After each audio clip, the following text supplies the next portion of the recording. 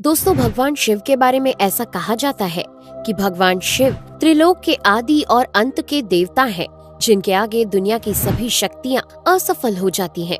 लेकिन क्या आपको मालूम है आखिर भगवान शिव का जन्म कैसे हुआ था? उनकी माता कौन थी और उनके पिता का क्या नाम था? उन्होंने किससे अपनी शिक्षा प्राप्त की थी और किस किस को शिक्षा का दान दिया था? अगर नहीं तो चलिए, क्योंकि इस वीडियो के माध्यम से हम आपके इन्हीं सभी सवालों का जवाब देने वाले हैं, इसलिए प्लीज इसे स्किप किए बिना एंड तक जरूर देखना। दोस्तों, आज सबसे पहले भगवान शिव के जन्म से जुड़ी पहली कहानी यानी शिव पुराण की एक लोकप्रिय कथा के बारे में बताने वाले हैं। शिव पुराण के अनुसार भगवान शिव को स्वयंभू माना जाता है, जिसका मतलब होता है कि भगवान शिव का जन्म स्वयं ही हुआ था। यानी कि इससे एक बात तो साफ हो जाती है कि ना ही भगवान शिव की कोई माता है और ना ही उनके कोई पिता हैं। इसी कारण से भगवान शिव पंच तत्वों से भी परे हैं, जिस कारण से इन्हें मृत्यु का भी कोई भय नहीं है और इनकी मृत्यु कभी नहीं हो सकती। पर अब बात करते हैं विष्णु पुराण में बताई गई भगवान शिव के जन्म से जुड़ी हुई एक और कहानी के बारे में। विष्णु पुराण में बताया गया है कि भगवान विष्णु के माथे से निकलने वाले तेज के कारण भगवान शिव की उत्पत्ति हुई थी और उनके नाभि से निकलते हुए तेज से कमल पर विराजमान ब्रह्मा जी का जन्म हुआ था। मगर दूसरी ओर भगवान विष्णु के जन्म के बारे में शिव पुराण में बताया गया है कि एक बार की बात है जब भगवान शिव अपने घुटने मल रहे थे और उनके घुटनों से निकलने वाले मैल से भगवान श्री विष्णु जी का जन्म हुआ था। पर अगर ऐसा हुआ है तो विष्णु पुराण और शिव पुराण एक दूसरे से बिल्कुल अलग हैं। इस कथा के अलावा भगवान शिव के जन्म की एक और पौराणिक कथा काफी ज्यादा पॉपुलर है, जिसे शायद आपने बड़े बुजुर्गों से सुना होगा। पर अगर नहीं सुना तो आपकी जानकारी के लिए बता दें कि एक बार की बात है जब भगवान विष्णु और परम ब्रह्मा जी के बीच इस बात पर बहस छिड़ गई थी कि आखिर इस संसार में सबसे महान कौन है। और जब भगवान विष्णु और भगवान ब्रह्मा इस बात को लेकर बहस कर रहे थे तो एक जलते हुए खम्बे के रूप में महादेव उनके बीच आए थे। दोस्तों, वो दोनों इस रहस्य को नहीं समझ पाए और तभी अचानक से एक आवाज आई जिसने कहा कि जो भी इस खम्बे का छोर ढूंढ लेगा वही सबसे महान कहलाएगा। ऐसा सुनते ही ब्रह्मा जी ने एक पक्षी का रूप लिया और खम्बे का ऊपरी हिस्सा ढूंढने निकल गए। वहीं विष्णु जी ने वराह का रूप धारण किया और खम्बे का अंत ढूंढने निकल गए। बहुत देर तक खोजने के बाद भी दोनों में से किसी को भी खम्बे का छोर नहीं मिला और दोनों हार मानकर वापस आ गए। जिसके बाद भगवान शिव अपने असली रूप में आए और फिर भगवान विष्णु और ब्रह्मा जी ने ये मान लिया कि महादेव ही सबसे महान और शक्तिशाली हैं। इनसे बड़ी शक्ति इस दुनिया में कोई नहीं है। इसके साथ ही शिव पुराण में बताया गया खम्बा इस बात को दर्शाता है कि ना ही भगवान शिव जन्मे थे और ना ही उनका कोई अंत है। और एक कारण तो यही है कि भगवान शिव को स्वयंभू कहा जाता है, यानी भगवान शिव का अंत है ही नहीं, वे अमर हैं। अब हम बात करते हैं भगवान शिव से जुड़े एक ऐसे विषय के बारे में जो सबसे ज्यादा प्रसिद्ध है कि क्या भगवान ब्रह्मा भगवान शिव के पिता हैं? जी हाँ, इनकी ये कहानी लोगों के बीच काफी प्रसिद्ध है। तो आपको बता दें कि आखिर किस प्रकार भगवान शिव ने ब्रह्मा पुत्र के रूप में जन्म लिया था। इसके पीछे विष्णु पुराण की एक पौराणिक कथा है, जिसके अनुसार जब धरती, आकाश, पाताल या कहें पूरा यूनिवर्स जलमग्न यानी पानी में डूबा हुआ था, तब भगवान विष्णु के अलावा कोई भी देव या प्राणी इस संसार में नहीं था। तब केवल विष्णु ही जल सतह पर अपने शेष नाग पर लेटे हुए नजर आ रहे थे। जिसके बाद उनकी नाभि से कमल की डंडी पर ब्रह्मा जी प्रकट हुए और जब भगवान ब्रह्मा और भगवान विष्णु इस यूनिवर्स से संबंधित बातें कर रहे थे तब भगवान शिव प्रकट हुए, जिसके बाद ब्रह्मा ने उन्हें पहचानने से इनकार कर दिया। इस कारण से भगवान शिव रूठ गए और उनके रूठ जाने के कारण भगवान विष्णु ने उन्हें दिव्य दृष्टि प्रदान कर ब्रह्मा जी को भगवान शिव की याद दिलाई।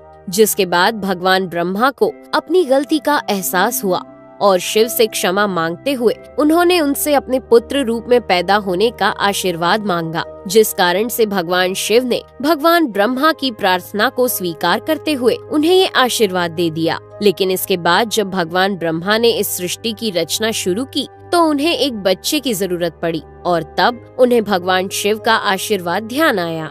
जिसके लिए भगवान ब्रह्मा ने तपस्या की और बालक के रूप में भगवान शिव उनकी गोद में रोते हुए प्रकट हुए। आपको बता दें कि ये भगवान शिव का एकमात्र बाल रूप है। जब भगवान ब्रह्मा ने उनके रोने का कारण पूछा तो उन्होंने बताया कि उनका कोई नाम नहीं है। तब भगवान ब्रह्मा ने भगवान शिव का नाम रुद्र रख दिया, जिसका मतलब होता है रोने वाला।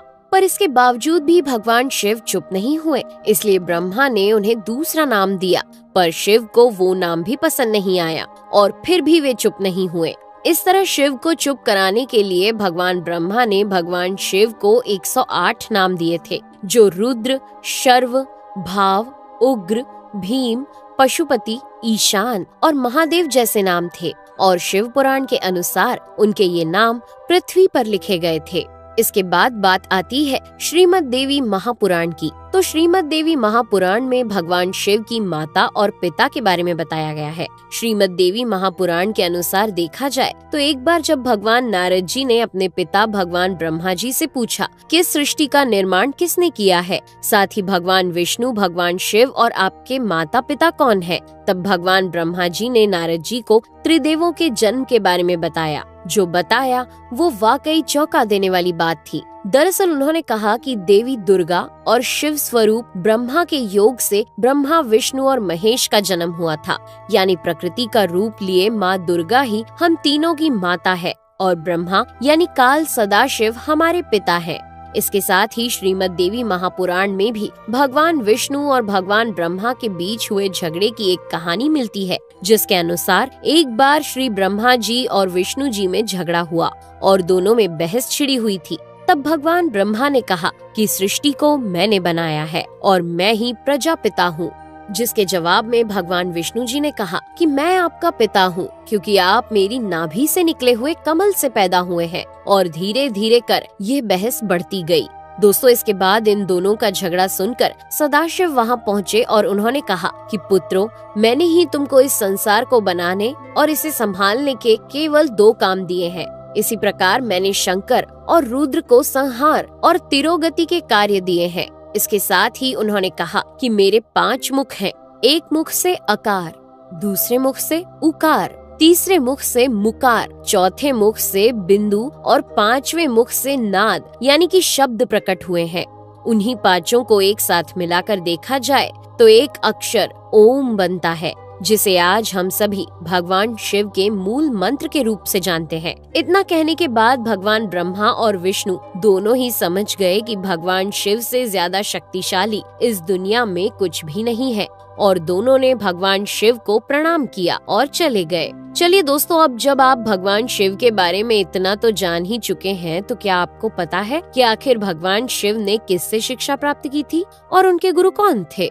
हम जानते हैं शायद ही इसका जवाब आप में से किसी को पता होगा, पर जिन्हें नहीं पता उन्हें बता दें कि भगवान शिव स्वयं इस संसार के गुरु माने जाते हैं, जिन्होंने इस संसार में गुरु शिष्य की परंपरा की शुरुआत की थी। लेकिन अगर सवाल आता है कि आखिर भगवान शिव किसके गुरु थे, तो आपको जरूर जान लेना चाहिए कि हिंदू धर्म के ग्रंथ कहते हैं कि ब्रह्मा जी और शिव जी इस संसार के सबसे पहले गुरु हैं, जिन्होंने गुरु शिष्य के इस रिश्ते की शुरुआत की थी। जहां भगवान ब्रह्मा ने अपने मानस पुत्रों को शिक्षा प्रदान की थी, वहीं भगवान शिव ने अपना ज्ञान केवल अपने 60 शिष्यों को दिया था। यानी भगवान शिव 60 शिष्यों के गुरु थे और वे जिन शिष्यों के गुरु थे उन्हें आज के समय में सप्त ऋषियों का दर्जा दिया गया है। तो दोस्तों, ये थे भगवान शिव के जन्म से जुड़े हुए कुछ फैक्ट्स, जो आपको कैसे लगे हमें कमेंट करके जरूर बताइए। साथ ही अगर आपको वीडियो पसंद आया हो तो इसे लाइक और चैनल को सब्सक्राइब करना बिल्कुल ना भूलें।